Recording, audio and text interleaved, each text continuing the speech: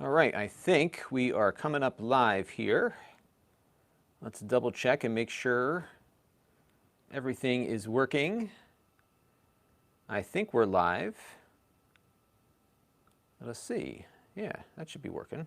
Although my screen here doesn't have anything on it. So let me just do a refresh here. Let me go over to my Amazon creator page here as well and get going with that.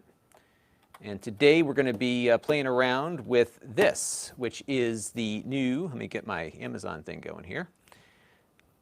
All right, we are live on Amazon now. So we are today, this is something I just got in, and I am going to unbox this and try it out. This is the DJI Ohm, and I paid for this with my own funds. So this is my own thing, or at least something I purchased. I didn't make it. And we're going to unbox it and see how it works. And I've got a bunch of different phones we're going to try it with. So we have my iPhone. We've got the Google Pixel 3a. I got this TCL phone that will kind of represent the lower cost phones. And then we're going to use my iPhone as well. So we'll see what comes up out of this thing. All right, let me make sure I've got everything going correctly here. Yep, we're on the right channel. And yeah, so let's just take it out of the box and see what we get here. So we got some folks coming in. We have Intex, Demon, Ultrex, TC Angel, Greg M, Dennis Black, B Tababa is here, Katie Cunningham is here, DK Savage is here, Greg M is here, TC Angel is here, Demon Ultrex is here. I do remember you.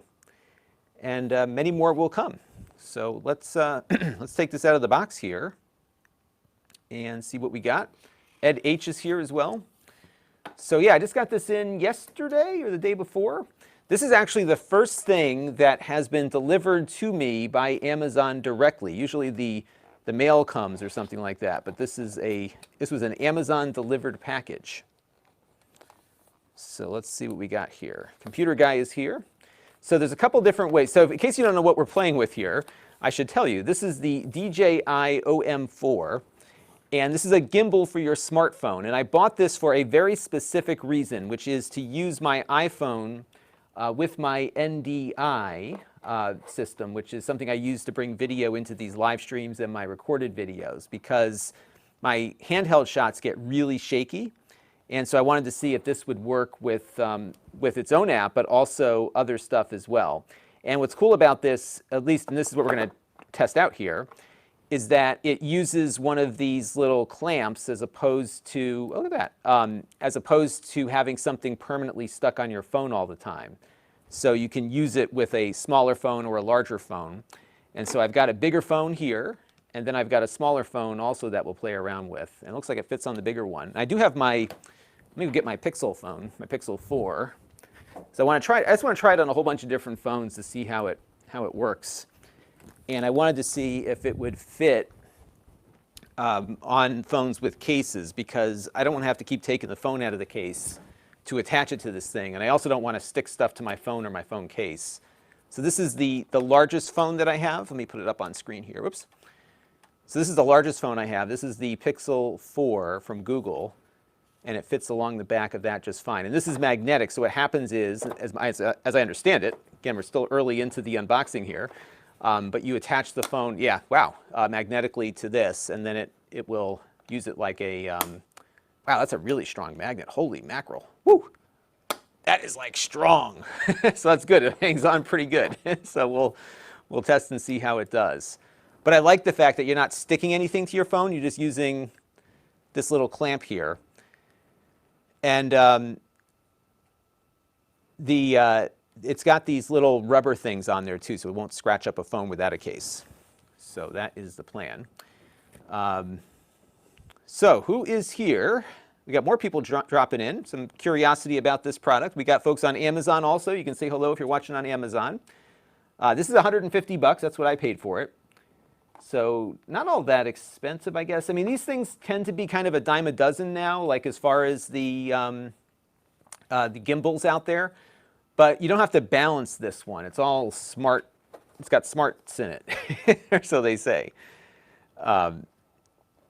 So that is what attracted me to this. And I have a bunch of DJI drones, and they work really, really well. So I figured, hey, they know how to keep cameras steady here. So, all right, so we need to download the DJI Mimo app, which we will get to in a second. And I'll probably do this on my iPhone. And just to give you an idea as to what we've got on the back of it here, so you've got a little joystick control, so you can move the camera, or the phone, I should say, around.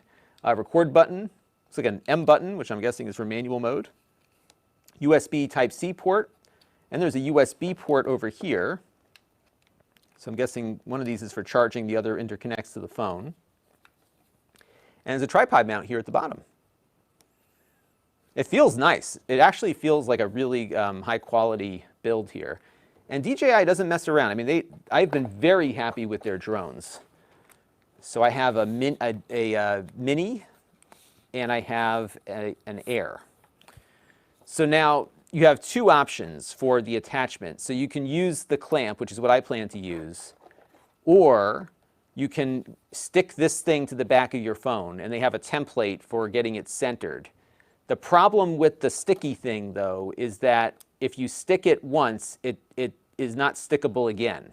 So it's like a one-shot deal on here. So it's attached to whatever phone you put on permanently. So be aware of that.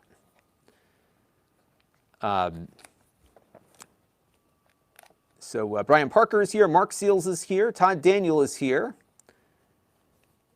Dennis Black bought the Osmo 3, but I wish he had waited because the features of this newer one are much better, especially the way it folds up neatly and compact. Yeah, I hadn't thought about getting one of these until last week when this one came out. And I probably would have bought the 3 if I knew I needed something like this. But now I'm definitely, because I've been really frustrated with my handheld shots on my NDI camera, so I'm hoping that you can use this with other camera apps in addition to their own. And we'll demo that in a little bit. And you also get a little tripod here because it can also track things. So you can track stuff like the drones track things. It goes pretty flat, and that goes on the bottom. And again, it's got a standard tripod mount, so you can put it on a regular tripod also.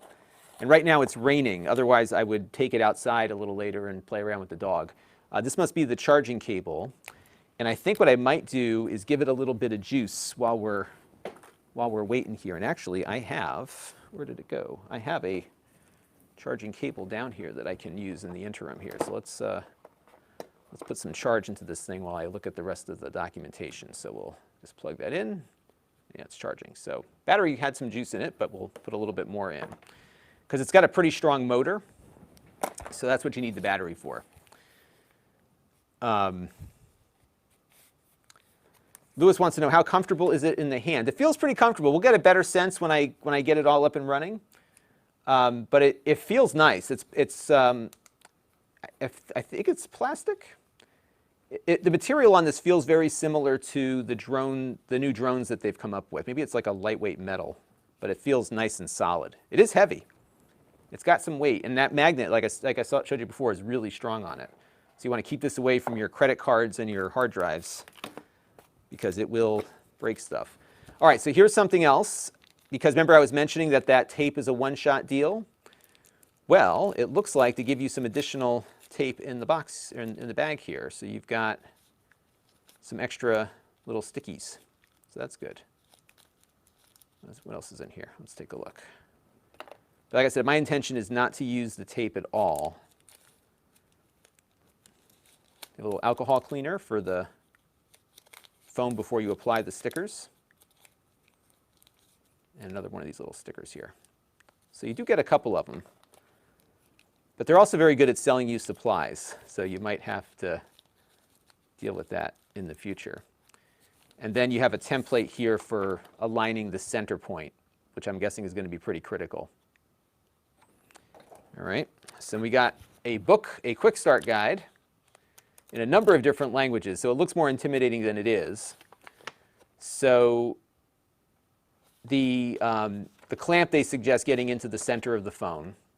And I'm guessing the stick-on one is going to be more secure just because it's not going to move at all. Align the marks of the phone. Here, I'll put it on the overhead so you can see better. Align the marks on the phone clamp or ring holder and the mounting plate. Attach the phone. Okay, so that I can figure out. Unfold the DJI OM4 and press the M button to power on. So, operations. I was yelled at last time for not reading instructions, so today we're going to read the instructions. M button. When powered off, press once, check the battery level. Press and hold, powers on. So the M button is the power button. When it's powered on, you press once to switch between photo and video mode. You press twice to switch between landscape and portrait. Oh, that's pretty cool. It's going to put your phone into landscape or portrait automatically. Press and hold until it beeps, power off. Then you've got the joystick, which is right here. That moves things around. The shutter button will take a picture. You've got a zoom slider over here, although I don't know if that's going to be a digital zoom or an optical one with the iPhone. We'll have to see. Then you have a trigger, and the trigger is going to put it into lock mode, and if you release it, it exits lock mode. If you press it once, it'll start active track, which is the active tracking thing. If you press it twice, it will recenter the gimbal. If you press it 3 times, it's going to switch between the front and back cameras. That's pretty cool. Press once and press and hold will enter sport mode, whatever that is. All right, so that's that. Now, we need to start playing around with the app here. Ed Horn, thank you for joining us on Amazon. And I want to also thank Todd Daniel, who is doing some affiliate revenue. Thank you for clicking on the link over on the Amazon side. They love that. And I love that too. Thank you. All right, so, and I haven't even demoed it yet. It could be a bust. We'll see. But it looks pretty nice, doesn't it? I mean, it's pretty solid.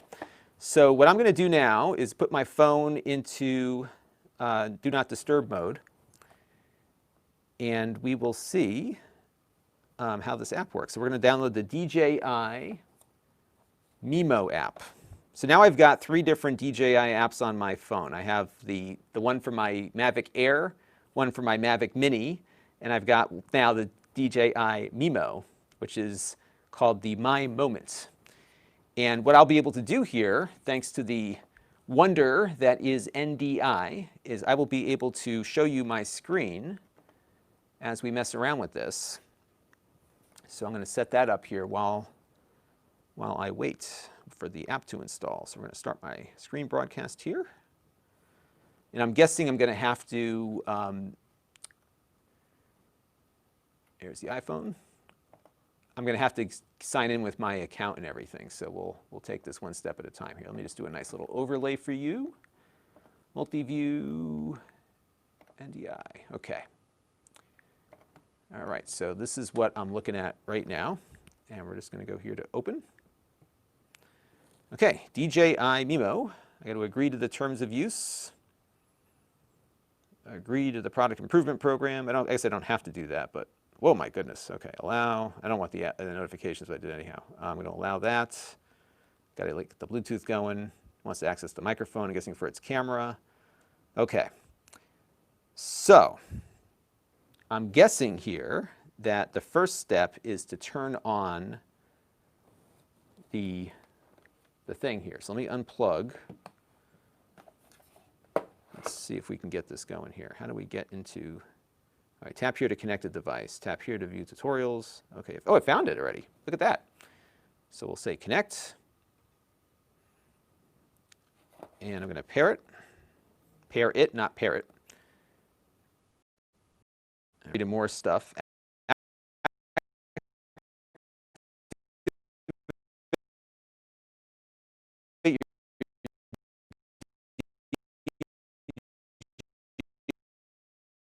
Yeah.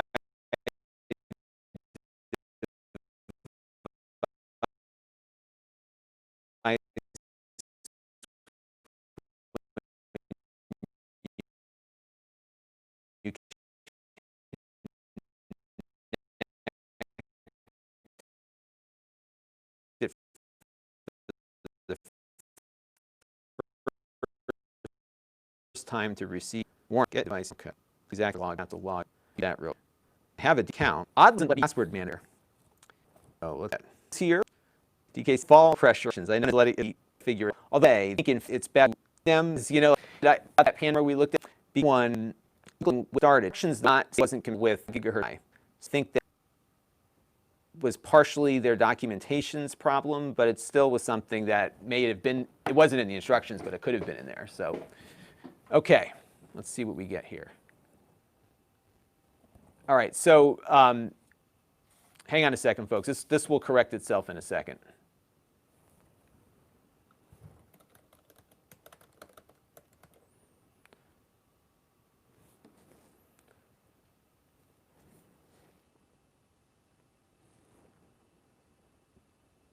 All right, there we go.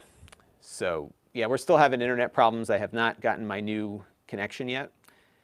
And I think they are, all right, please enter the caption. So I'm just going through two different things at once here. They have given up on trying to actually fix the connection I have, because now I'm getting this new one.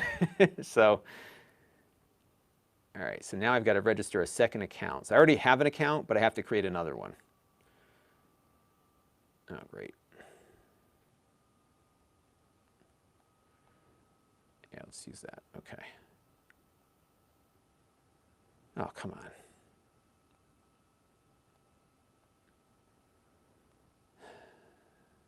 Jeez. So here's a great, this is the kind of stuff, I can't show you this because it's creating passwords, but like the Apple password thing is taking over, and now everything's all messed up. So let me just go and fix this real quick. Okay, yeah, so now I think it should be good, because what's happening is it's cutting out like it always does. And I'm trying a different way of doing it now, so I'm using, this whole thing is a long story, but I was using this Amazon AWS thing for a while. And that worked actually pretty nicely. And then it stopped working, and it turns out it was my fault that it stopped working. Wait a second, I already have an account. I'm logging in, so hang on a second, folks. I hate products that require you to have an account. I don't want an account, I just want to log in. All right, so let me log in here. Bear with me for 1 second, folks. We're just trying to get this figured out. Log in. Login success. Okay, so we're in now. I had hit the register button.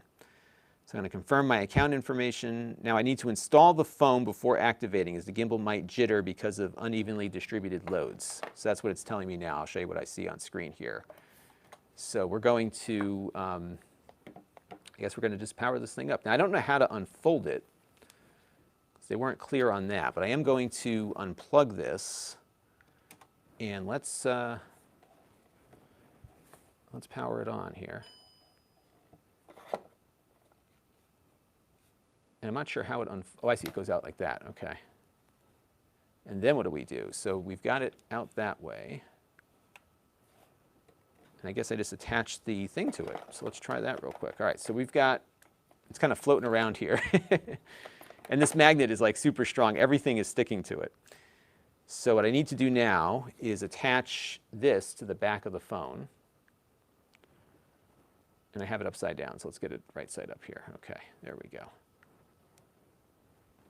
And you want to get it as centered as possible. All right, and I'm using my case also just to see if it can be used with the case. All right, feels nice and snug. And now I guess I have to align the top of this with that. Oh, wow, okay. All right, so now it's connected. And I need to activate. It's kind of awkward to like have, it's like just flopping around here. So let's get activated. So activate. And it looks like it's activating with the server. Okay. Now, of course, they're going to click to buy, tap here to buy. I don't want to do any of this. They're trying to sell me a plan, a service plan. Okay. Notice for beginners. I am definitely a beginner. To balance your phone, adjust the position of the magnetic phone and clamp and make sure both sides of the clamp are aligned evenly, which it is. Okay. Here, let me switch over to what we got here. Joystick. Move the joystick up and down to control the access. So it doesn't seem like it's balancing itself yet, unless maybe that's coming up. And this we already looked at on the instructions. We did that already. Okay, I'm done. So how do we, oh, now it's installing firmware. So let's install some firmware. and then we can get going here. Meanwhile, it's just kind of flopping around here. That's okay, we'll figure it out.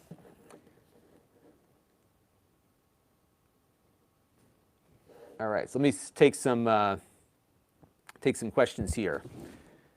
Yeah, so here's so I was using the Amazon AWS thing, and when we lost power, when my internet returned a week later, my IP address changed, and I had security on the Amazon thing to allow the connection only from the IP I was using, and I forgot about that setting, so it wouldn't let me use the multiplexer thing. It was very frustrating. So then I got frustrated because I was getting billed by the day for it, so I just deleted everything and turned it all off, and then I figured out what the problem was. So now I am back to so then I was like, you know what, let me just try something else, because I'm already paying for this shadow server, which is like 12 bucks a month. And this is a Windows server that runs in the cloud. And I could run vMix on it, which is the same software that I run here. And I can actually, they have a really cool feature of vMix called vMix Call. And so I can transmit a higher quality video up to the cloud server I'm running, and then take that and then multiplex it to YouTube and Amazon, which is what I'm doing now. The problem is that when the connection gets flaky, the weirdness that you saw is the result. So Amazon will put up a slate to say, technical problems, I'll be right back.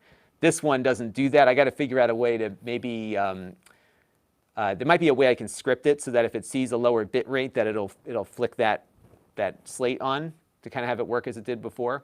But this is actually less expensive for me than the Amazon one. This is like 12 bucks a month. And then I have this full Windows server running in the cloud. Wow, Brian Parker, you are always too generous to me, for a gold level super chat. I greatly appreciate it, sir. And you don't have to do that, but I thank you anyhow. Thank you very much for that. Okay, all right, there it goes. And now it's, ooh, all right. Firmware update is done. It looks like it got itself straightened out here. That's pretty cool. Although the phone just turned itself upside down. All right, so that is that. So why is the phone upside down? Can we go right side up here? All right, so we just have to figure out why the phone is upside down. But it seems to be, here, I'll give you another view here. Let me put this up here. Here, I'll show you what it sees on the display right now. In this case, so slide to select mode. All right. What would be cool with this, I don't think there is an option for this, but it'd be great if there was like an NDI output on this app. But yeah, for whatever reason, it decided to put my phone upside down. Oh, now it's right side up again. What did I do? Oh, you know what? Look at that. So if you do this, so it's like a gesture. So here, let me flip it around again. I'm totally messing up everything here. Let's see, so let me get it readjusted. And then if I go like that, it flips it over. So it actually flips it over by itself. Isn't that cool? That's cool. It's like a robot. All right. And the question is, can this be used as a stationary stand? It can, actually, because they have a little tripod on here. And you could put it on a regular tripod also, because it has a tripod mount. All right, we've got glamour effects, which are going to be off. Grid line is off. OK, let's just get into things here. And then we can follow an object. So here, let me show you what it's doing here. And by the way, my workspace is a total disaster. And it will be. I've just been so busy working on things. I am actually caught up. So, all right, so now it's going to follow that. Oh, that's pretty cool. Look at that. Do you see that? It's tracking that camera. That is cool. Now, right now, I am in portrait mode. But I think if I tap this twice, it goes into. Yep, there it goes. You see that? That is awesome. This is awesome. This is exactly what I was looking for. That is so cool. Look how and it lost track of the camera. But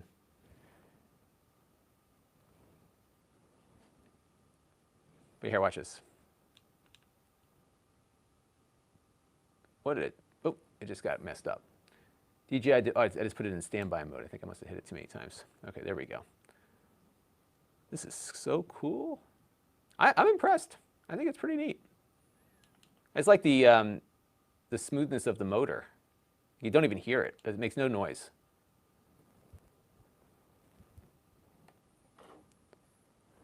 Ed H wants to know, would this work with a GoPro?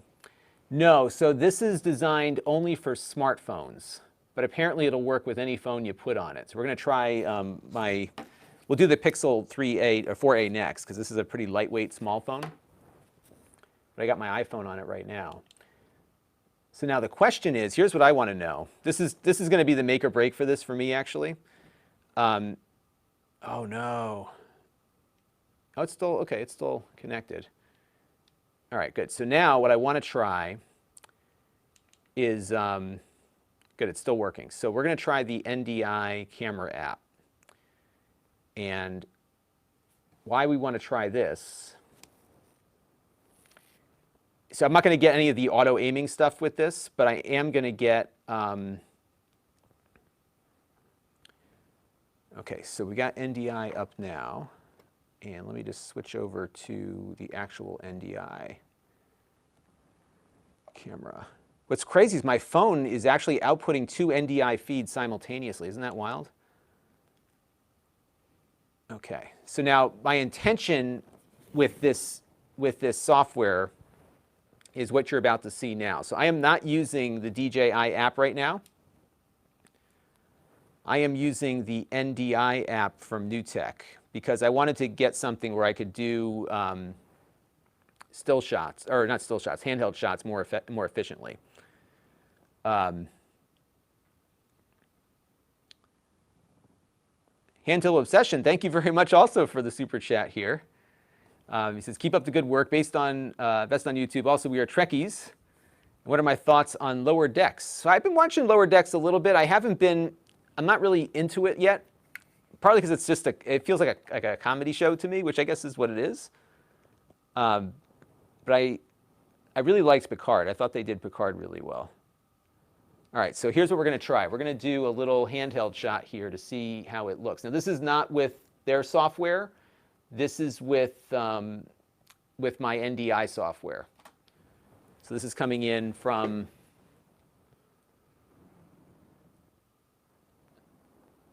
So you want to see those baseball cards now? I can bring you right into them.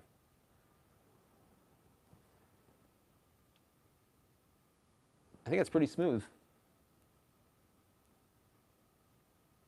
So it's a little more basic in this mode because I'm not using their app.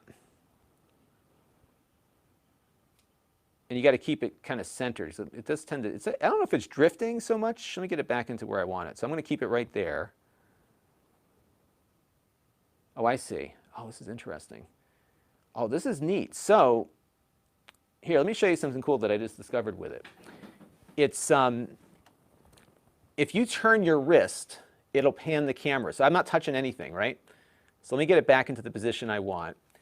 And I'm going to point this, I'm just going to twist my wrist that way. See that? Isn't that cool? So it kind of like, there must be a setting to disable that maybe, I don't know. And if I lock it, I forgot the locking command here. There's a way you can lock it in place too so it doesn't move around too much, but that seems to be pretty good. I don't know what you all think, but I think this is pretty smooth. And so this is my vMix. This is what runs everything. And then on the Shadow Cloud server, so this is actually running, yeah, let me pan over here. Oops. Give me a second here. So if I go over to the other screen, this looks the same, but this is another copy of vMix running in the Shadow Cloud server. It's still a little, like I'm handheld obviously, so it's still bumping around a little bit on one of those tighter shots.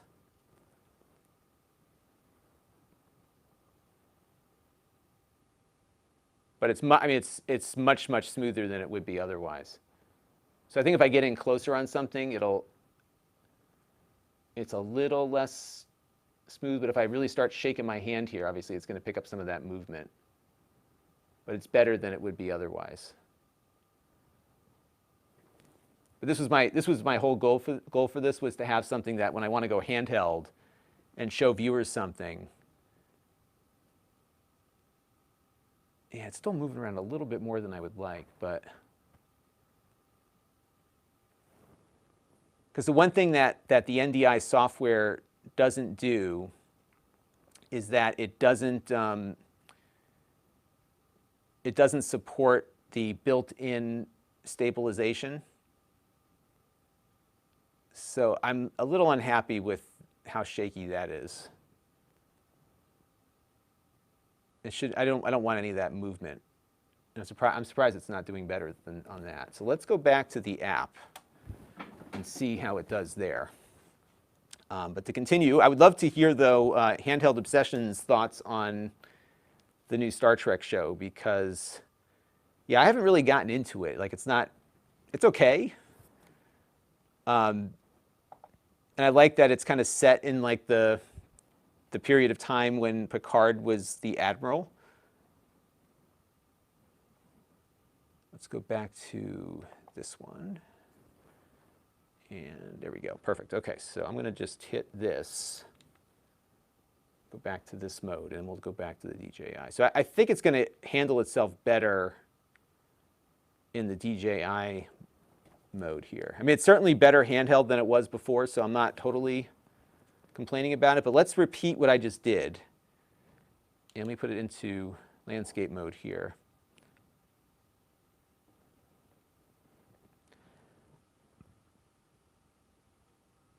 Yeah, so I think it's doing, oh wait, there's another, what's that? Oh, it's gesture control, okay.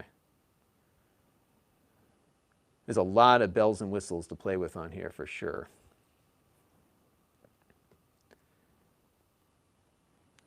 So Dennis Black says it should work as a stabilizer, which, yeah, it does seem to work pretty good there. So, yep, so we can use it on other apps.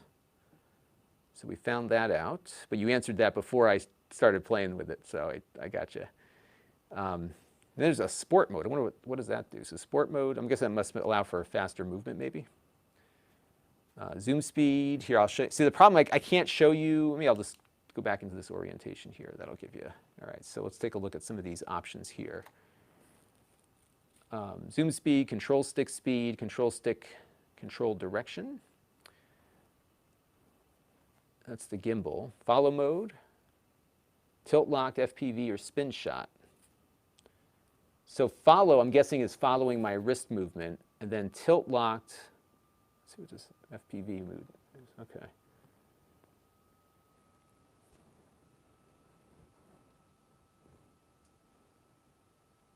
I'm just trying to figure out all these different modes. I got to probably look at the instructions for some of this. So spin shot, what is that? Oh, I see. So I can do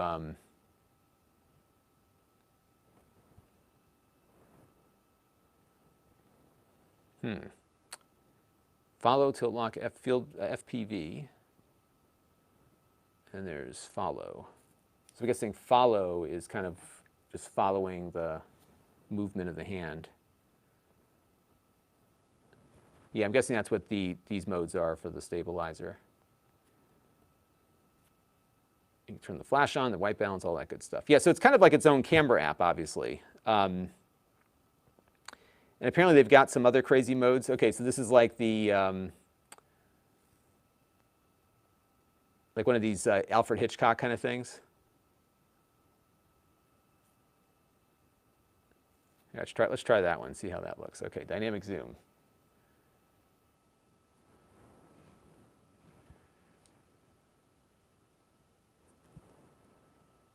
Okay, that's not, it must be doing some audio here. Okay, so now we're going to select the camera.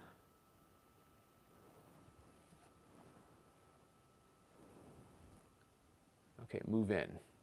Well, I probably should start further out here. Let me start again. Oops.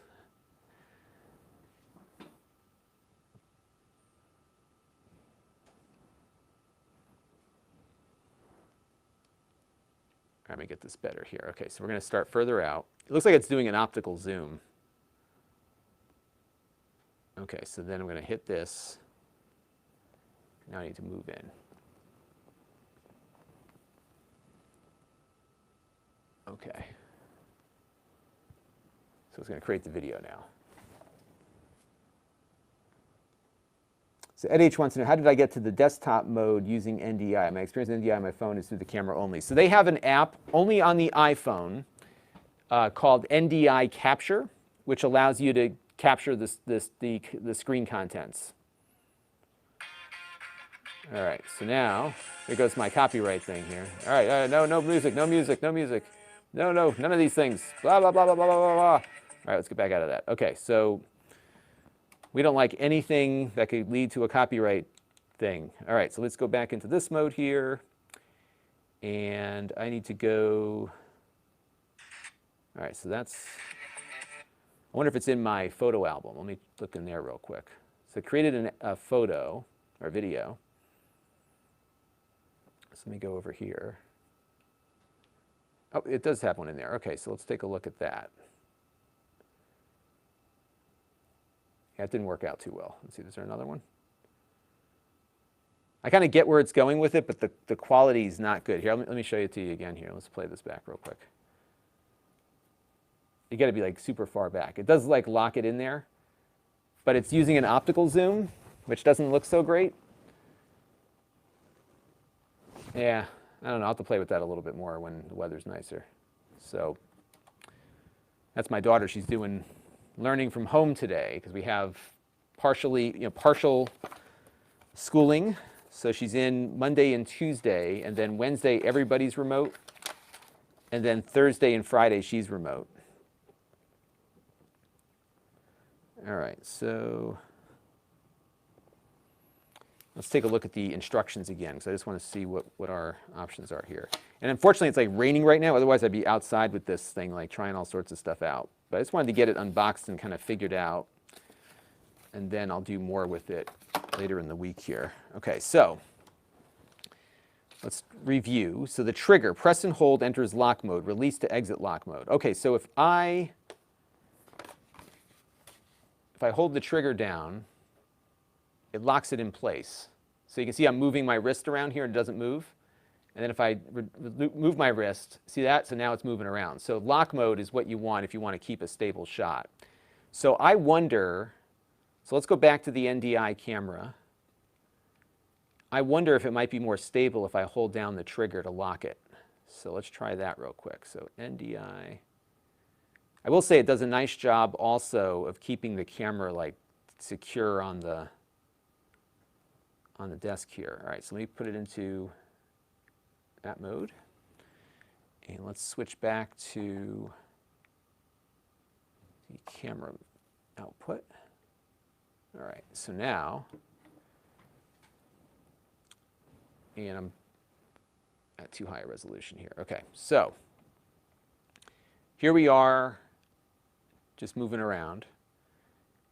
And the video is a little flaky right now just because of my NDI settings. I have to adjust that later. But okay, so now I'm going to hold the trigger down. And that kind of keeps the phone in place here. I mean, it's certainly better than handheld, but it's still a little bit bumpy.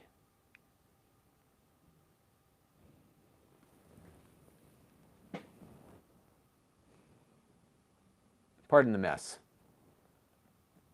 Isn't that a great shot, though, out of a phone? A nice bokeh there. Let's try this camera.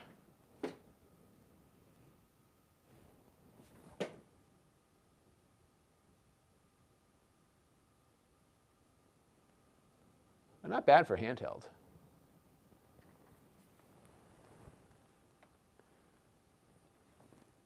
So that's that. But I can't do any of the follow stuff, I don't think. So if I do the trigger, press and hold into lock mode, press 1, start or stop active track. Yeah, I don't think I'm able to active track anything just because I'm not in their app. Press twice to recenter the gimbal.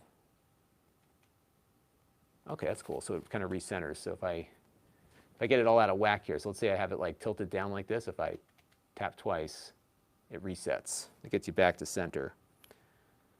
Press 3 times, switch between the front and back cameras. Let's see what happens there.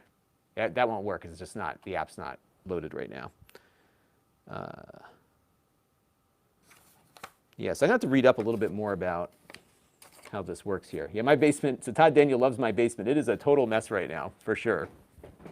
And the reason is that I feel like I'm not like stressed out over this by any stretch. I'm a lucky guy to be able to do this for a living. But what happens is, I'm just going to check my Amazon chat here to make sure I'm not missing anybody. What happens is I'm always trying to get to the next project because I want to keep Jake working, and right. So there's all these pressures to keep pumping out content. So we'll have to see where it goes. All right.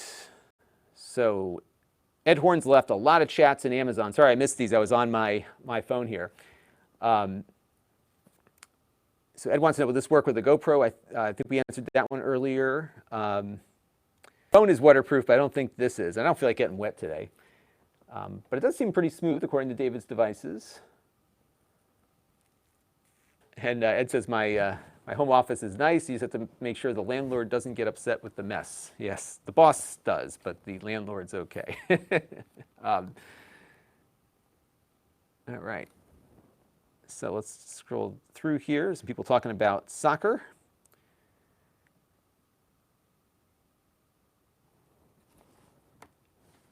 And let's see what we've got here. Oh, Saddam Khalil Tajik said hi. I couldn't read the. Looks like Arabic, so I couldn't read that. So thank you for the translation.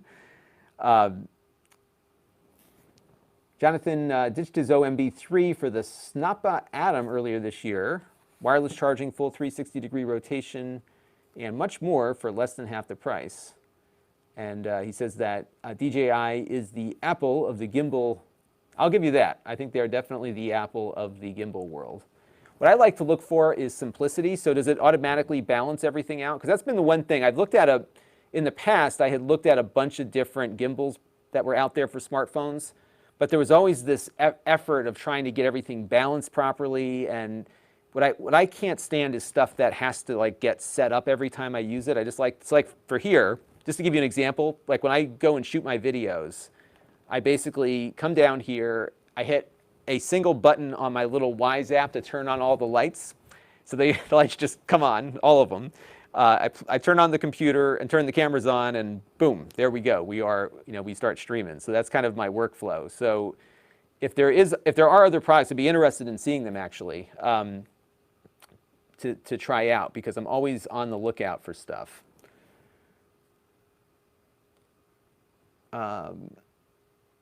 Elaine N wants a link to my iPhone case. Yeah, this is, let's see. Yeah, you can click on the Amazon link that you see in the description, and then do a search for Catalyst. That's the case that I have here. It is CATALYST, and it's a pretty good case. What they put on the side of it here, actually oops, let's recenter my thing here. What they have on the side is a little knob to go between silent and non-silent mode. So it's really hard to move it, so you don't accidentally take it out of silence mode.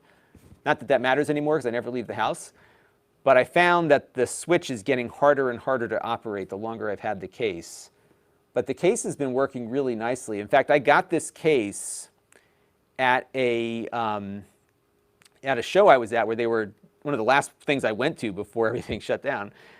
They were demoing the case for the iPhone 11 before it. Is that what I have? iPhone 11 before it came out, and it came out like the next day. So I had the case before I had the phone, but it fit nicely, and it's been great. I've dropped this phone now on a number of surfaces that have broken other phones. No problem. It's been really quite sturdy. David's Devices says Amazon needs to add a super chat-like option. Well, here's what's interesting about the Amazon thing. I get affiliate cuts for whatever people buy on Amazon after going through the link or on the live chat. So I get credit for that. So definitely that's one way to help. But yeah, they don't have like a super chat thing. That's what David was asking on the Amazon chat. So who else has got... So Saddam Khalil here can do Arabic, Persian, Turkish, Spanish, and English. That is excellent. I can only do English. So he's looking for an English friend to make his English better. So where are you from, Saddam? I'd love to know where you're located. Jonathan Suggs says his thing is literally foolproof, but I'm exactly the same. My entire home is IoT integrated. Ed said he also went with the Moza Air because it's a Manfrotto-based plate. Oh, interesting. So you can go right from the tripod to the gimbal. That's pretty cool. You guys should send me some links to those. I'll check them out. Dennis Black says his issue with other cheaper gimbals is that I found that they were purely hardware. They didn't have any software integration. And he likes the DJI because of those integrations. You know what I'm going to try out real quick? Is I'm going to put this on the tripod over there, and let's see if it can track my movement, because it's got some capability to do that. And Rob Robinson got his OM4 yesterday, loves it so far. Yeah, I haven't played, like I said, I looked at a lot of gimbals before, and I was getting a lot in from all of these little companies, these little Chinese companies, which are fine, but they, oh, geez, almost dropped my camera. But they didn't work all that great in the sense that they were always like getting out of balance, and you had to put these different weights on it. It was just such a pain to get them set up. So when I saw this one, I said, you know what? I've had very good luck with the DJI stuff. Let's give that a shot. So what I'm doing right now, you can't see me, but what I'm doing right now is I'm putting this on the tripod, and I'll tilt my other camera over so you can see it moving as I move. We'll do a neat little demo here. Maybe I'll record some B-roll too. I'm trying to do more with these live streams so that I can use some of the footage once I do something. So the only challenge with this is it's going to be hard to control it unless I can control it with an. Yes, I don't know how it's going to work. So let's try. Here, I'll just get it in the shot here so you can all see that. And I'll pull up camera 2. And I'll just lighten up the shot a little bit. All right, so now,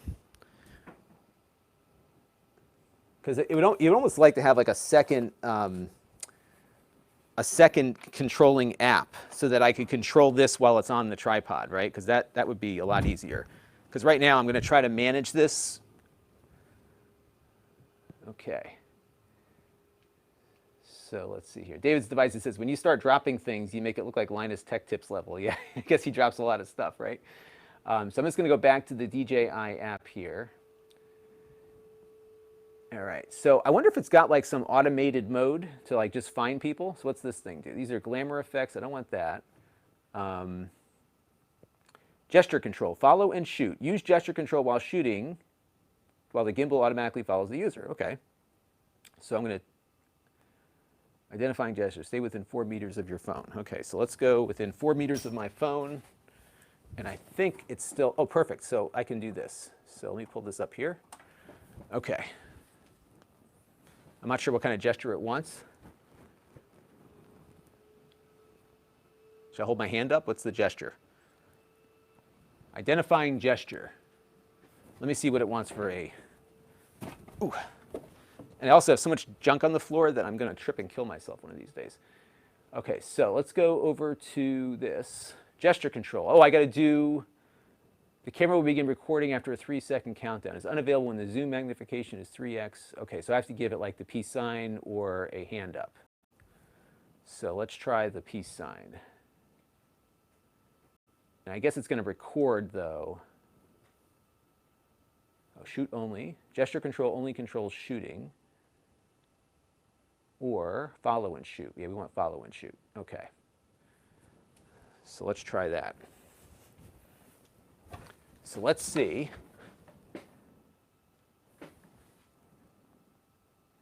It's supposed to recognize my hand.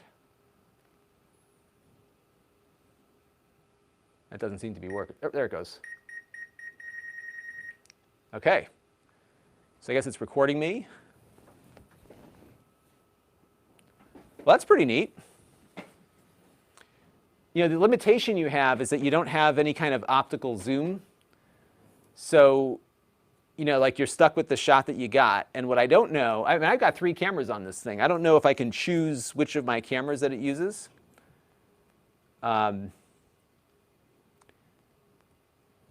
So that's pretty neat. So I can just get up here. Let's see if I stand up. Yeah, it follows me. So here's my, so it's locked onto my face, it looks like. And it's also recording, I think, as I do this. That's cool. All right, let me do a little recording of this, just so I can say I did something here. So let's add, oops, hang on a second. I guess it's actually recording video while I do this also. So I'm just going to add this to new folder. Bear with me for 1 second, folks. It's a good thing I got a lot of space on this phone. We're going to call this DJI OM4. This thing is always one of the more tough products to review because there's so many features. Like, what do you start with, right? But I think we've got some things to start with here. So I can sit down. It's following me around that way. I can stand up. And I'll have video on this as well. So I can get right in here. It seems to follow me around pretty good. Even if I turn my head, it's been pretty good following me. Not bad, right? And then here, let me show you the view that it takes when I'm moving.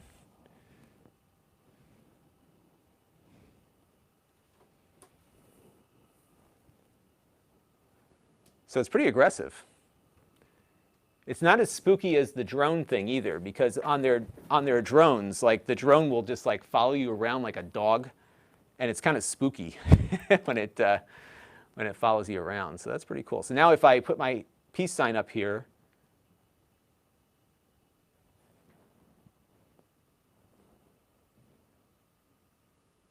like, is that supposed to stop it?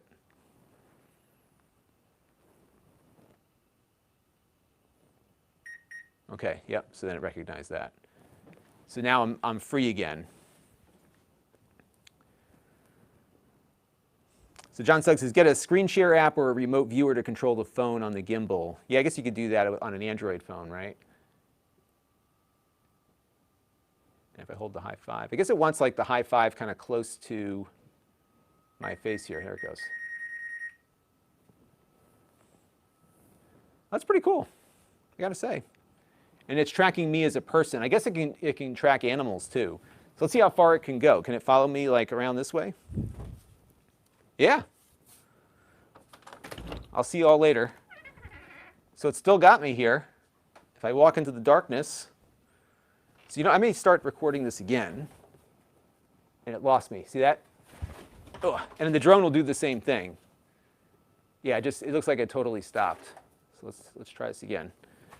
So I will sit down.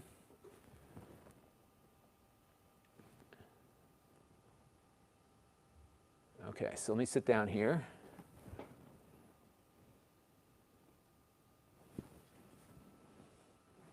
And I think it wants the hand close to the face.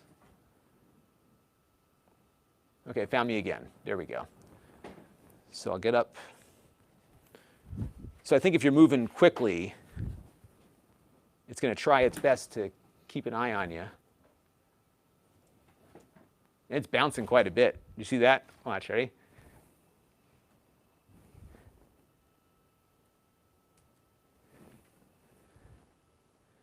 So there's some bounce to it, but I think if you're being reasonable, it should work pretty good. And I'm guessing too, if you had a wider shot, that might work a little better. So let's see what happens when I go wide with it. I guess I can't change the,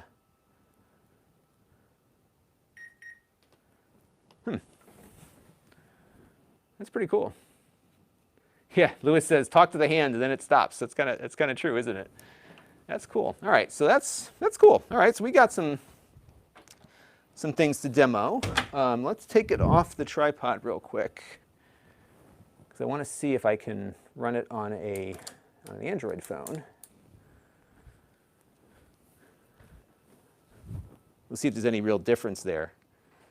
So we'll pull it out. Let me turn it off. How do we do, let's see. Okay. Woo, just like flops around here. So now we're going to try a thinner and lighter phone. And it was interesting, my phone came out easier than this thing comes off the. So let's get out of this. I'm just going to close this out. It gets pretty warm, actually. This thing's, it might be my phone that was warm. That could be what it is.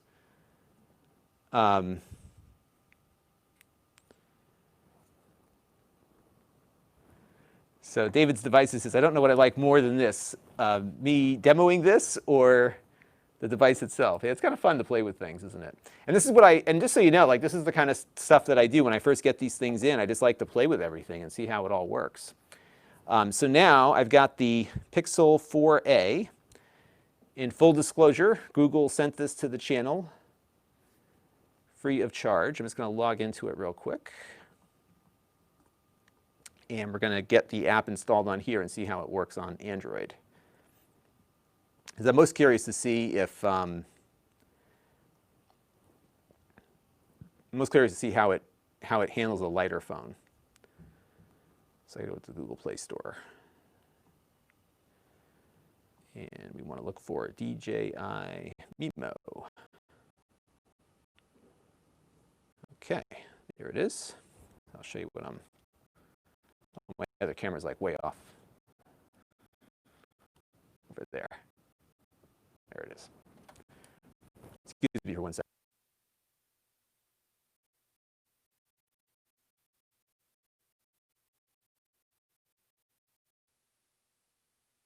So, not sick. It's the allergies. It's killing me. The fall allergies are the worst for me. I get like serious sneezes around this time of year. Okay.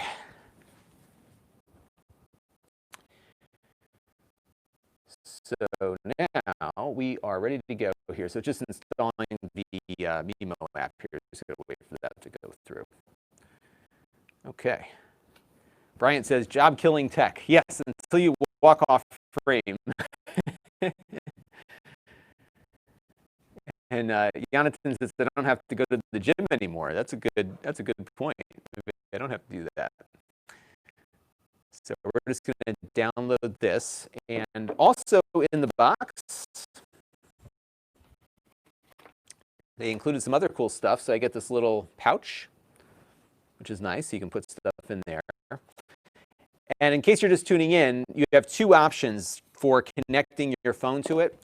One is to use this clamp, and the other is to stick these little magnets onto the back of your phone. And the tape, though, you don't get. Oh, let's see if I can pull it off. It looks like the tape, though, is a one-shot deal. So you attach it once, and that's it. So I think for me, I'm going to just go with these. And you could probably buy these little clamps. And it's pretty good. They've got some room here. In my widest phone, Pixel 4, fits fine on that. It fit on the iPhone with a case. Fits on this one with a case. And now we'll try something thinner, which is the Pixel. Wait for that app to finish installing. He says, what is the best high-end brand name DSLR that you would suggest buying with cat fuel or Ether? So I would say I've been using the routers. I think that, though, is the nice stuff because it's got its as everything, but I'm happy with it. So I have the handle a gigabit new connection whenever. I feel like this is though. We had it looks like I'm right now.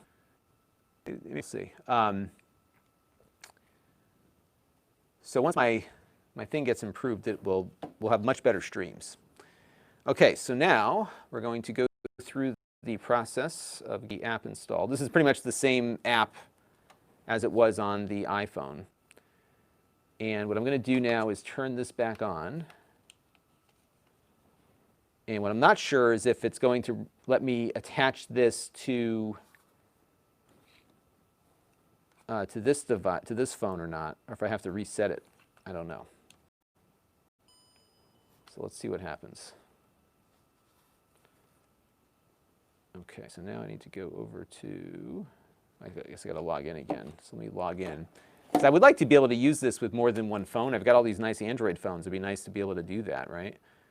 So let me log into this real quick and see. I'll say though, you know, it isn't. I think the software is going to be the differentiator with this, combined with ease of use, right? Like being able to attach things simply to it. Okay, so I'm logged in. Okay, so let me go back here and see if I can add this. This thing may be like attached to my iPhone now, huh? DJI Pocket OM4. Let's see. Because before, remember, it found it automatically, it just connected to it. So I wonder if I have to do something to repair it here with this phone. So let's go over to my Bluetooth settings. Let's see if I can find a way to add it. Bluetooth.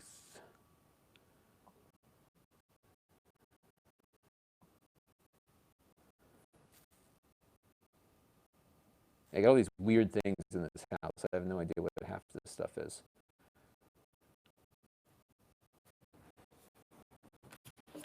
So I just want to repair this, right? So what's the process?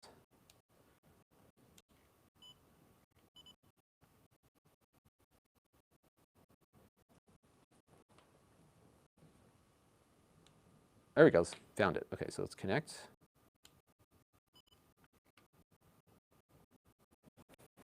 Yeah, so actually it's pairing up with this one too. Or was. I turned it back on, so I wonder if that might, okay, let's turn this off again here. It actually might be in pairing mode when it's off, which is odd, right? Because it found it when it was off. Let's search for it again. Connect. Okay, so now it's searching again. Let's see if it comes up. So it could be like a Bluetooth low energy kind of thing or something. There it goes. No, that's what I found. Huh.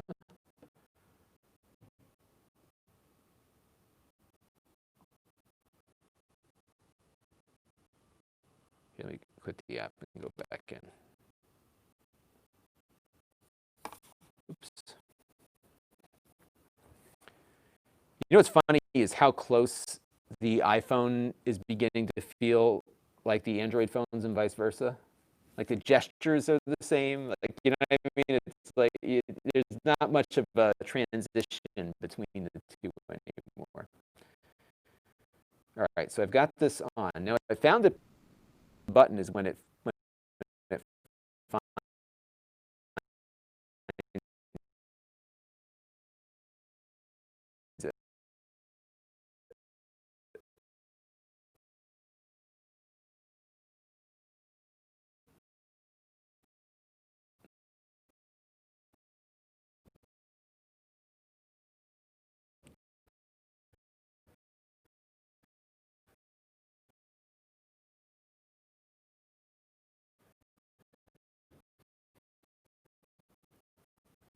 So let's connect, allow, allow. Okay. Good, we're in. Got it. Okay, so now I'm going to turn this off because I want to get the phone connected to it. So let me know how the stream is doing now, everybody.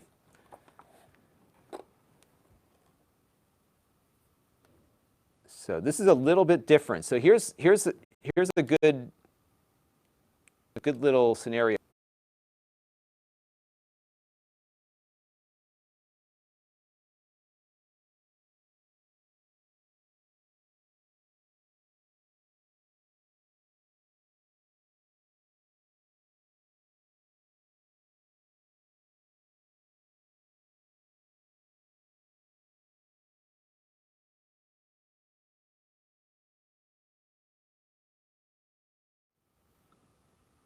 Okay. So the only difference between how this, okay, this should be better now. So the question I had raised earlier, and I think we should be back up and streaming again here, is that the volume rocker on this thing here is right where you would put the clamp. So we're off center now. So let's see if this will still work with this phone with the volume rocker where it is. And actually, oh, you know what's interesting? Here, check this out. So it looks like they contemplated this. I can't see, let me get the overhead view. This might be a better overhead view here. So as I slide this over, look at this. So it, whoa, whoa, whoa, whoa. Okay, let me, hang on. As I slide this over, you'll see here that the clamp actually is past the volume, so it doesn't actually push the button when you center it. That is really clever. I don't think it is. Oh, it did get it. Yeah, so it did get it a little bit as I was putting it on there. Let's see. But they tried to make it so that it latches onto the screen bezel.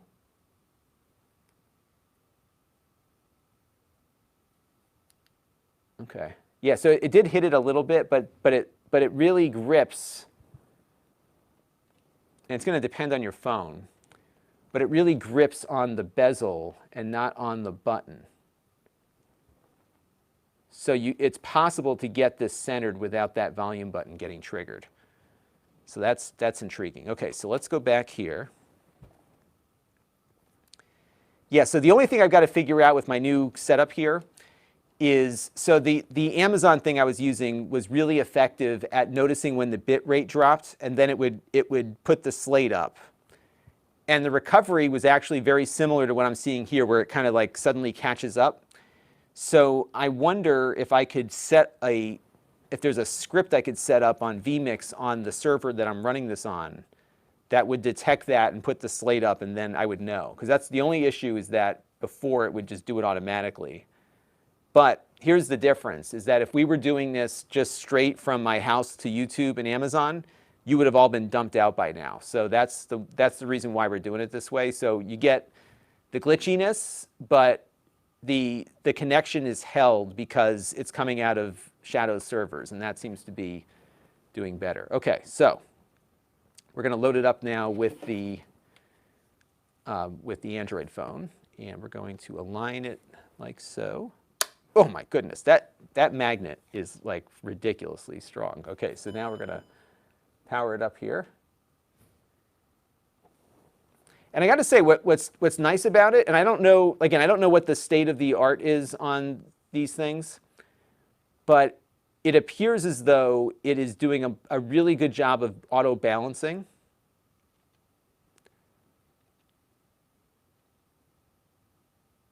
I'm just trying to get it to, that's right, it's one trigger. What was the command to get it to shift its mode? Because I want to have it go landscape real quick. So once it starts, recenter the gimbal 3 times. Am I crazy? Because I remember there was a button you could do. Okay, twice, right. I hit the M button twice. There it goes. Yeah, it seems to work okay. And then this will switch, if I want to switch between front and back camera. So press twice, or press the trigger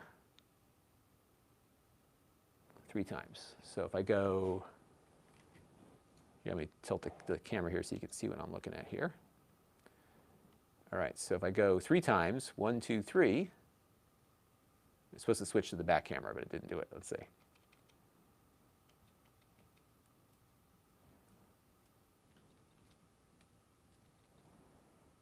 And I'm getting a Bluetooth error now on here too, although it's still controlling, so I don't know what that means. All right, so let's go back to, oh, I can just flip it here and see, okay.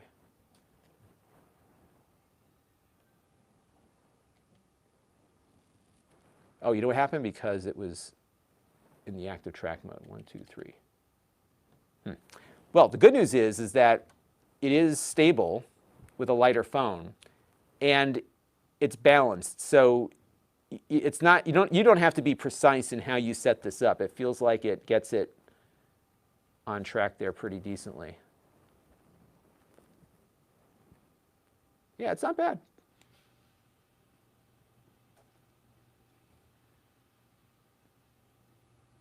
And this is a panning movement, so you'll see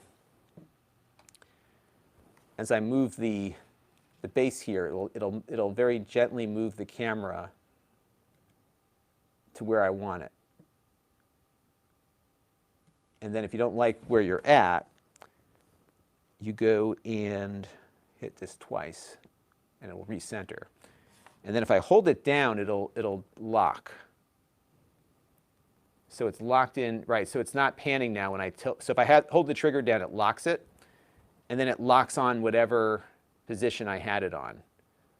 So it will keep, so if you notice here let me put this back up. Let me do it from the side, maybe it might be a better visual. So if you notice this here, it is moving the phone, the position of it, it's keeping it locked on a point, so it will tilt the phone up to keep it centered. But it's not going to move. As I twist my arm here, it doesn't move. Then if I release the lock and then twist my arm here, you see it moves. It's following my intention. So it's pretty good. I mean, it's not bad. So yeah, good stuff. So I got a little bit more to do with this. What I have to do is set up like a list of shots to get with it, and then I'll take some footage and kind of go from there. It's actually pretty simple. It doesn't seem like there's a lot to it. I never like these digital zooms. So you do have a zoom button here, although it doesn't seem to be working on Android at the moment.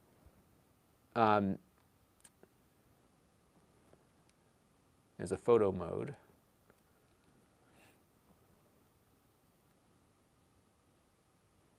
Yeah, so the zoom doesn't seem to actually be zooming here on this phone. So I got to play around with that a little bit.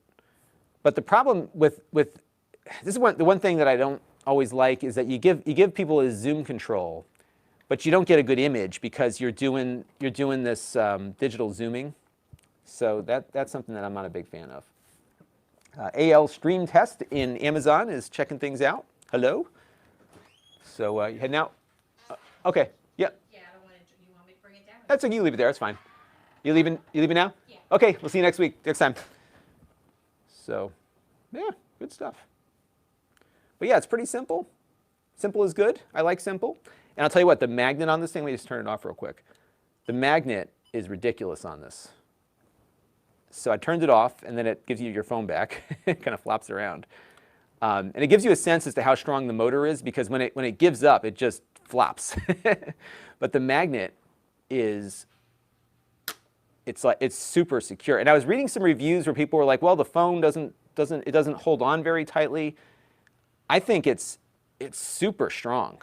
I mean, I don't see the phone moving around that much at all with this, and you don't have to stick anything to the phone, which is really good. So yeah, so that's that. So Chris C wants me to recommend the router that I'm using. So the one I'm using now is the Dream Machine UDM Pro. That one's a bit of a monster.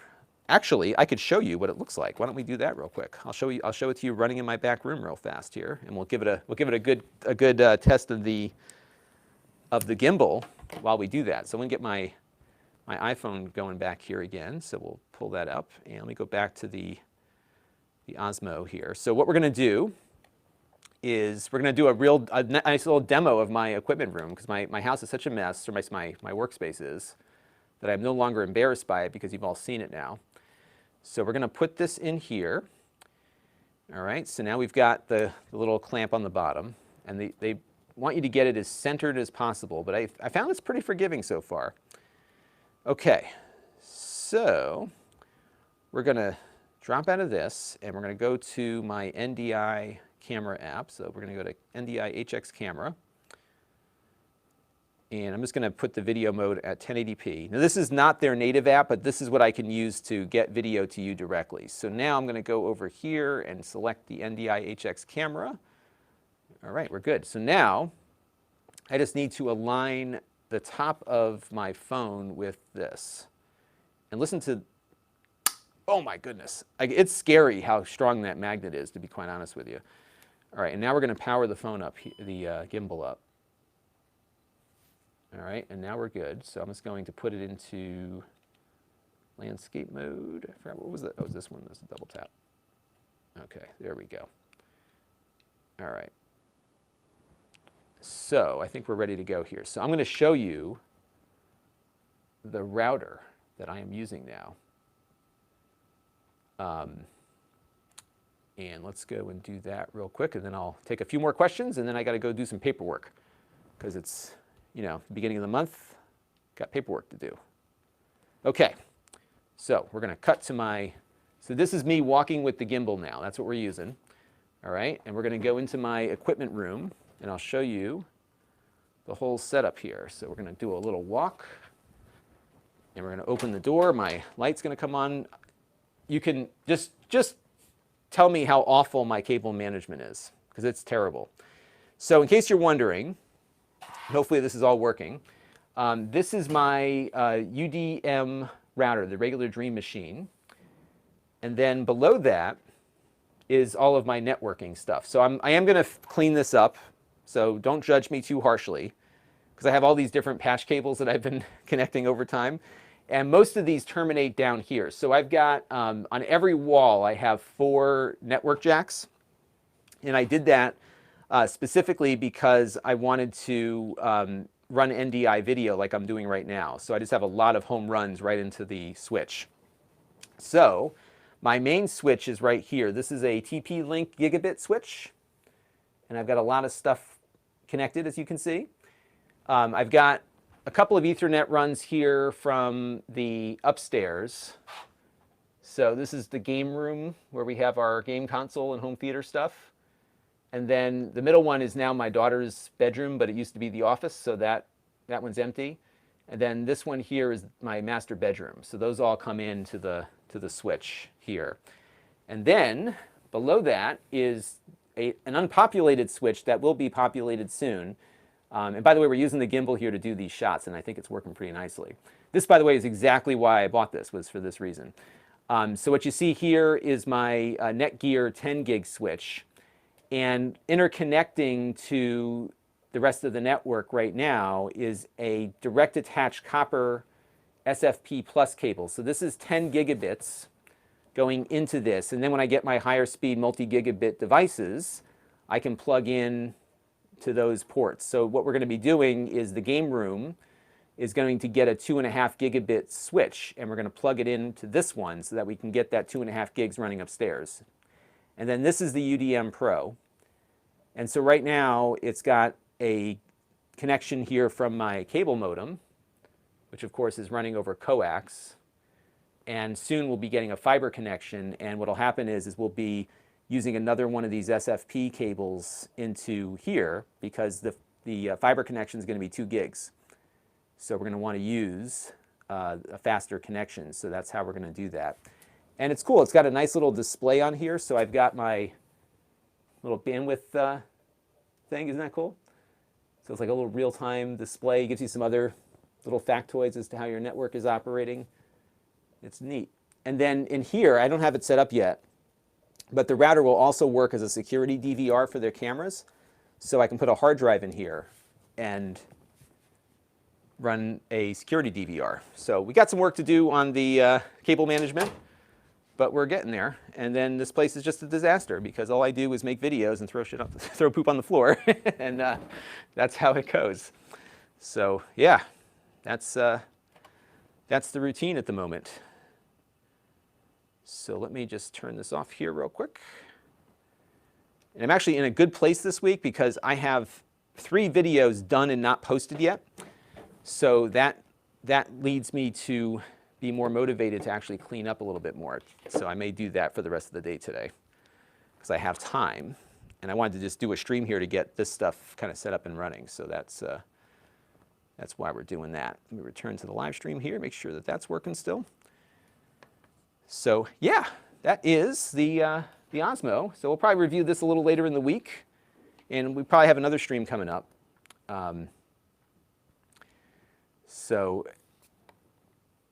Okay. Let's look at all the comments here. Yeah, so it is a mess. It's a total mess. And I'm not OCD. I'm just like, it's fine. I know where this stuff is going. And the worst part is that I don't have I don't have it installed yet, but I have a switch from Ubiquiti, who makes the Unify equipment. And the Unify switches now, including the one that I have in the room there, have an AR function. So you can have your phone visually show you what's plugged into each port, so you never have to, like, you'll know exactly what it is. So you don't have to follow cables. You can just have a mess there. So yeah, so what I'm gonna do, I may need to look for some products. I think there's some products out there that really make that interconnect make more sense. Because what happens is when you start, everything is beautiful. And I'm even thinking back to my old job where we had, day one, we had brought in all these wires, we had the same length, everything was tied together, it looked wonderful. And then once you have to start moving stuff around or adding new things, that's when it begins to get out of control. And now I'm just like, plug it in, it's fine. So it is a mess. Lewis wants to know, where did I get the purple cable? I have no idea. It probably came with a device, so we'll figure it out. Sasby says, seems pretty neat. Where's the mess? You are my friend. That's it.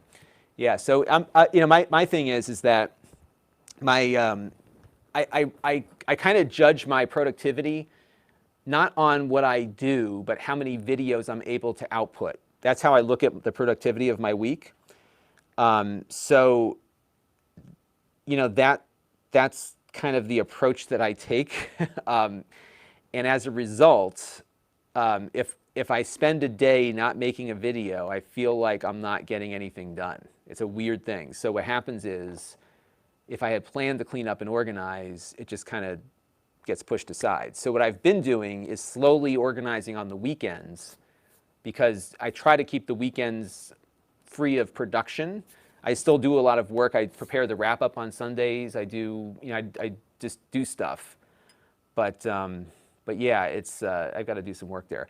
How did that look, by the way? Because I was using the gimbal. I was using this for that tour. I think it worked out pretty nicely. So good stuff. So Travis Rhodes, thank you for the super chat contribution. Also want to thank California Travel Videos, who enjoyed the tour of the back room there. Andre N is asking, could I try a car mount? I don't have a car mount for this. I'm guessing you don't want to use stuff that's not designed for it.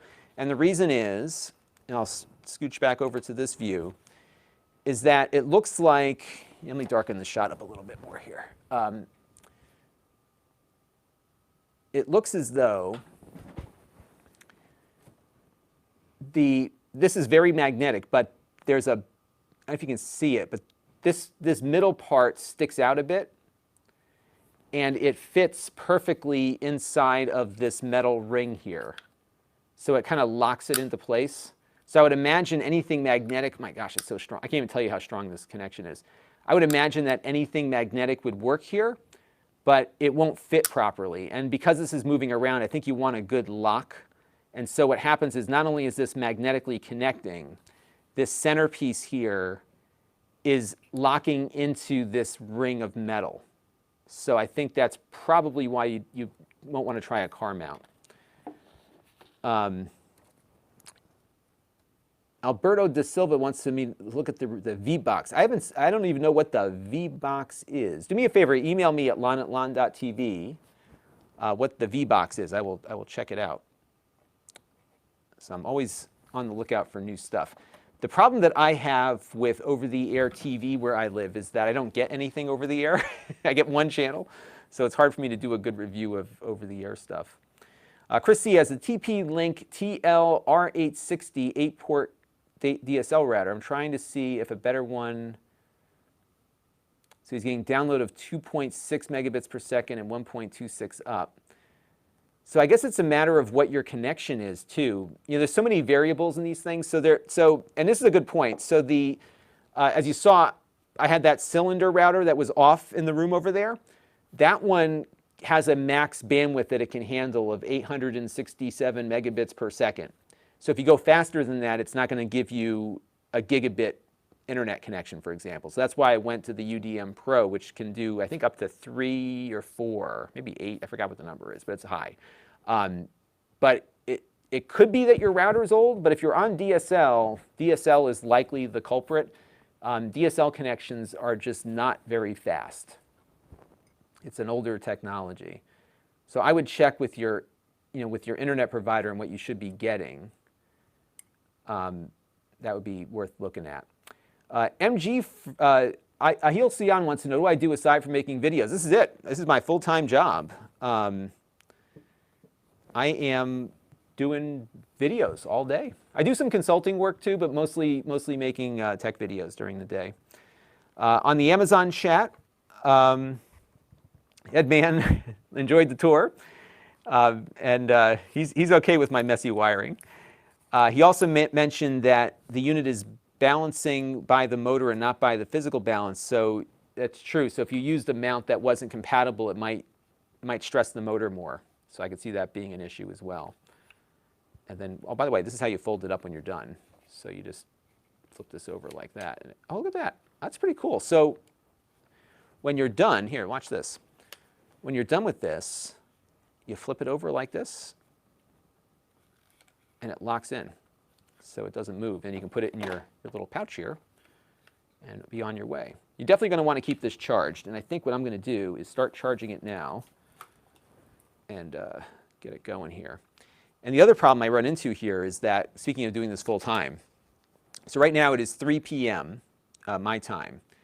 And if I were to start doing this video now, I would not be done. So I've decided, I've basically said I can't start shooting a review video after 3 or 3:30 because I'll never get done in time for when the kids get home and everything else, which reminds me I got to let my wife know that she can come back now because we have somebody that comes and cleans the house for us every 2 weeks. All right, let me go, let Melissa know here. Okay. So if I start at 3:30 with one of these review videos, I often get rushed and it's not good. So I try to, if I'm ready to shoot a video, I love it when I can get 2 done in a day, which is rare to be able to do. But if I have like a PC to review, I can usually get that one done. If I start at like 10 o'clock, I'll be done by 11:30 with the shooting part. Then I can fire the video off to Jake to start working on. And then I come back down after lunch and do another one. That's like my ideal scenario. But I have to be ready to do that. And the trick is with something like this. So what's nice about the PC reviews is that they're all following, there's a process that we follow. Because a PC is always, it's generally the same thing. A product like this that has 1 million features, there's more prep time in making sure you cover everything that consumers are looking for. And typically what I do is I look for, I look at what they're marketing. And I found that is often the best way to go about these things because more often than not, people are buying products based on the marketing claims. And if I see the product not performing the way the marketing suggests, then we've got a problem. So I tend to look at those things and I step through what they're selling is typically how I do it. MG Fur wants to know, would vMix with an overlay of cameras plus 1 call input be better running off a run-of-the-mill Skype or Zoom for a conference call? I would say that if you're running vMix, vMix call is what you should use. And it does bump you into a higher tier. So if you, so there's a $60 vMix license that gives you a lot of features, but you don't get a vMix call option. The $350 version of vMix does give you 1 vMix call input. So what I've got on this machine is the 4K license. So I have 4 vMix calls coming in. And that was $700 for that license. And then on the server that I'm running here, I bought a second license, just the HD one. Because I do find myself in a situation where I'm going to be using vMix on more than 1 computer at a time. So I just bought the regular HD license there with a single vMix call input. But vMix call is so simple. It's simpler for the caller. It's simpler for you as the production person because you don't have to set up, and I love the NDI feature on Skype, which is awesome. And I use that quite a bit. But vMix Call is just integrated. So you set it up and there's nothing, it's just one less thing that can fail. So the vMix Call comes right into my system here. And right now, the vMix Call on my main system is a client call up to the cloud server that this is running on right now, which is awesome. So it's basically calling out with my output, and it looks great. I mean, it looks wonderful. So I think it's worth it to just bite the bullet and get the license and get the vMix Call. It's just so much simpler, and it just works so much better. Greg M. is getting rid of cable TV on Sunday. Did over the air for 3 years using 3 local channels. So yeah, if it works for you, go for it. You know, I just don't get anything over the air. My wife likes to watch the news and stuff, so I'm kind of stuck. And I'm not sure how it's going to work after this switchover happens with the internet. So my guess is, because they're not pulling the coax cable out, they're going to run the fiber in addition to. So my guess would be that my TV is going to come in the same way it's been doing, and then the internet's going to come in over the fiber. I think is how they're going to do that. Recipe Bob is the original Osmo. This one looks interesting. Yeah, I think this is cool. I never tried the original Osmo. And they also have a gimbal with the camera built in, so you don't need the phone. That might be attractive for some folks as well. But for me, again, like the perfect example of what I bought this for is what we just did with that tour through the network cabinet. And I mean, it worked great. That's exactly what I bought this for. I'm happy. So that's going to give it some good marks. I may not even use their software all that often unless it's some special occasion I'm going to or whatever. MG Fur enjoyed my wholesome video on printers. 100% agree with you. We have a laser printer for occasional use. It's a bit bulky, but it works for most of the black and white stuff. Yeah, my Lexmark over there, as I mentioned, I didn't realize this. It was 2013, December of 2013, when I got that printer and reviewed it. I can't believe how long I've been doing this for, to be honest with you. I have not changed the toner on it. The original, and the toner that it came with was like a starter cartridge, so it wasn't the full capacity. I think it does like 8,000 pages or something out of one of those toners. Because all I print out, this is what I print. So every video that we do, and these are getting longer, but my cheat sheets are generally 2 pages, and this is what it looks like. So this is what I'm printing. And so before every video, I'll print out my cheat sheet, and I go through it, and I mark off the things that I need to talk about. So a little later this week, we're going to have a review of another AMD Lenovo ThinkPad. And as I'm going through the review, there's things that I want to talk about, and I just check them off on the sheet. So I found having it on paper is just better than, because like the iPad turns off, you got to turn it back on again. It's just easier to have a printed paper in front of me. So that's what I'm printing. And then my wife might print something every once in a while. Like we're not printing that much. We print now because the kids are doing part-time learning at home. We're printing some stuff for them, but that's pretty much it. So it's pretty basic for that. Jonathan sent me a picture on Twitter of his cable management. Tag no. Okay, let's see. I'll see if I can pull it up real quick. Would you like me to show everybody? Let me know, Jonathan. I can put it up on screen. Let's see. You tagged me. Let me see if I can find my name on here. I'll look and see. If you want, you can DM it to me also. So I don't see you in my replies.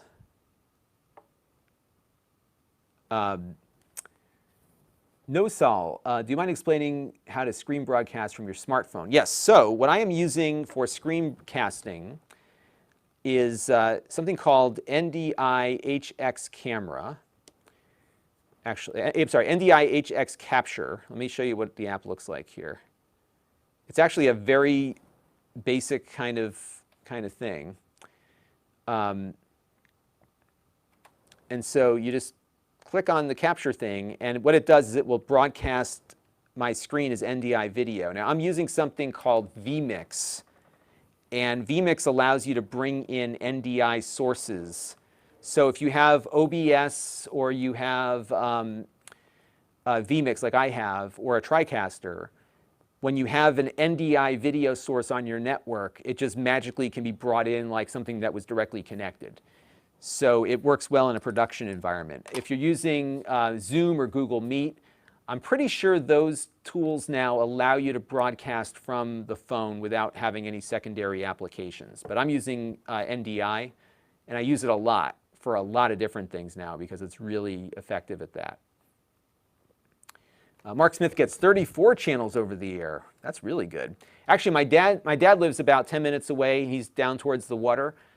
So we can get stuff from I'm in Connecticut. We can pick up the Long Island channels and stuff over there. So I might go down there a little bit more as more of these antenna things come out.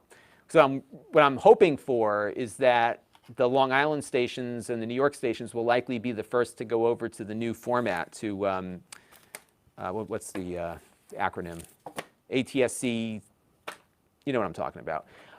When they get that, the new HD home run will support that, and I can maybe try it out over there. Alex Guy wants to know, any plans for health tech soon, like the upcoming Fitbit 3? I should start looking at Fitbits again. You know what happens with my technology is that I find something that works, and then I stop reviewing new things because I found the solution for me. And for me, the Apple Watch has been, I've had the Apple Watch now for 5 years. I bought the first one, 2015. Whenever the Apple Watch came out, I bought it the same month I bought this little MacBook here. And I've been so happy with it. I haven't really changed out, you know, so that's been kind of where it's worked. MG4 also liked the mini review of the Toyota Sienna minivan. Yeah, if you watch my my video that we did of the new CarPlay for Plex's audio player called Plex Amp, you can see the minivan that we've been driving around in. Mark Smith wants to know if it works on Streamlabs. I'm assuming you're talking about the NDI connector. That is a good question. Let's see, Streamlabs, NDI.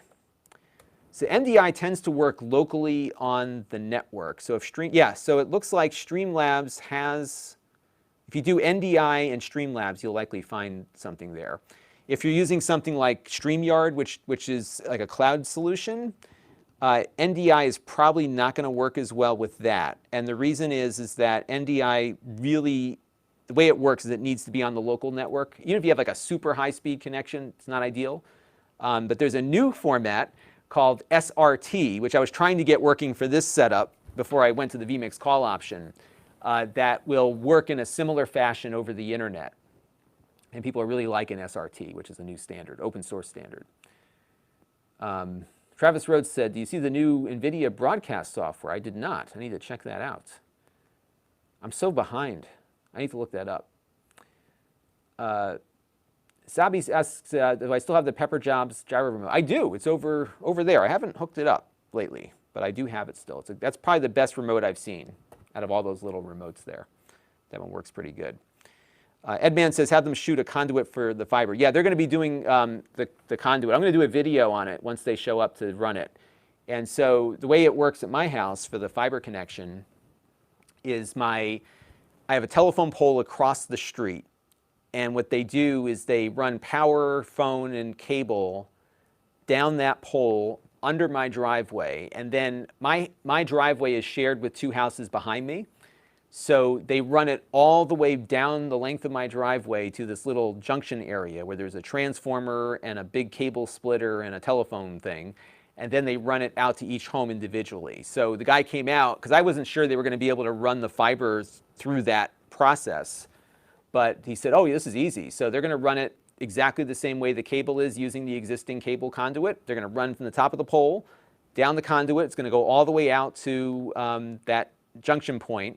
They're going to pop it out of the pipe there and then loop it back down to my house. So it's going to be pretty easy.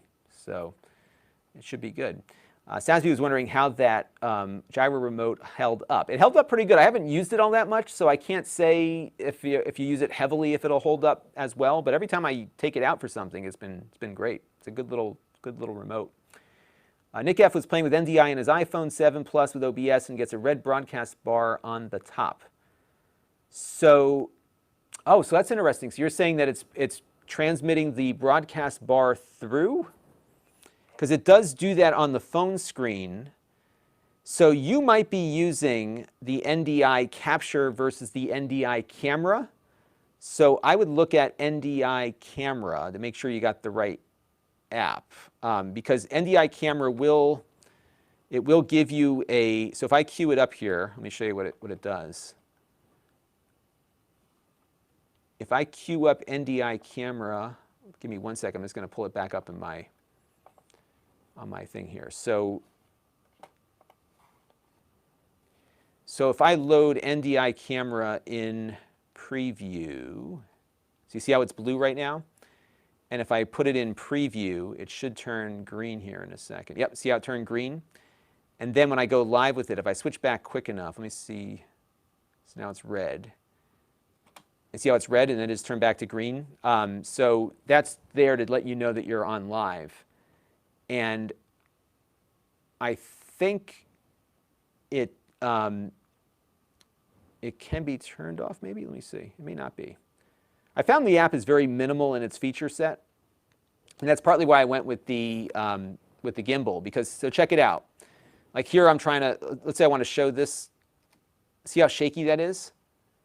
And so with the gimbal, it was, as you saw, it was so much smoother. So when I want to do one of these little shots to get in close to something, so I found it's often faster when I'm shooting a video just to take the phone out and bring in the video over NDI like I'm doing now. But when I'm holding it, it's super jumpy. Even if, see how, you know what I mean? It just doesn't use the stabilizer. So the gimbal really locks, it gives you a much smoother shot, especially if you're doing stuff like this. Look how shaky that is. And you saw how smooth it was when we went into the closet before.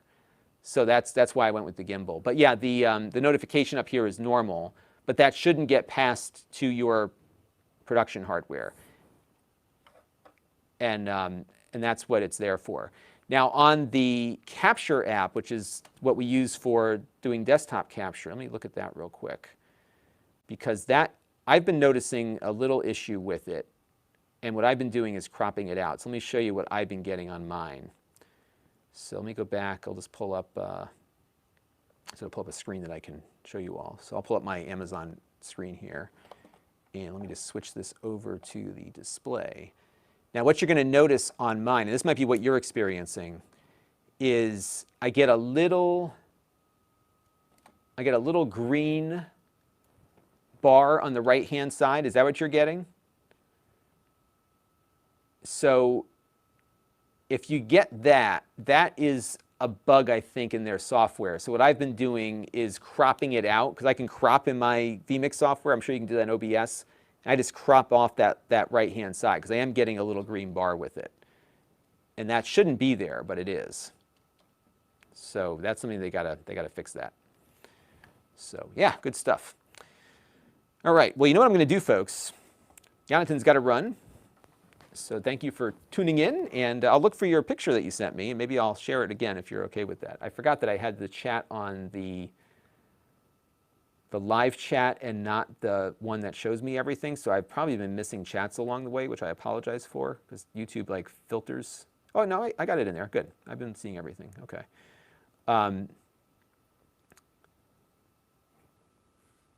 Okay, so I'll answer a few more questions here. So, No Sol, how do I like the Blackmagic Design A10 Mini Pro so far? I think that A10 Mini Pro and the A10 Mini itself are awesome. And I had a little project to do, a volunteer consulting project, where they wanted to do Zoom calls it's a religious thing. They wanted to do it to a larger audience, but they didn't want to stream it out to the world. They wanted to do it on Zoom and have a more interactive session. But they wanted multiple camera angles and make it look nice for the people watching on Zoom.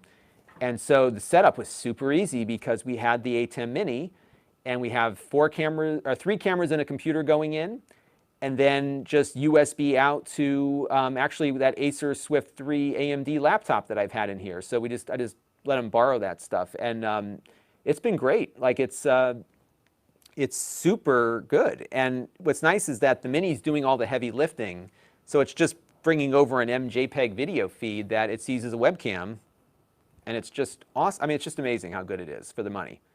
And I think if I was, so when I first started doing the YouTube channel, I had an ATEM, the first ATEM, which was that $1,000 switcher.